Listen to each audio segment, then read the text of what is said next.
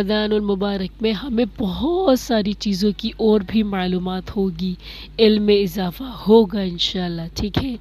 تو جو علم میں اضافہ ہوتا جا رہا ہے وہ اپنے پاس محدود نہیں رکھنا ہے، عمل بالمعروف نہیں انل منکر کرتے رہنا ہے، ٹھیک ہے؟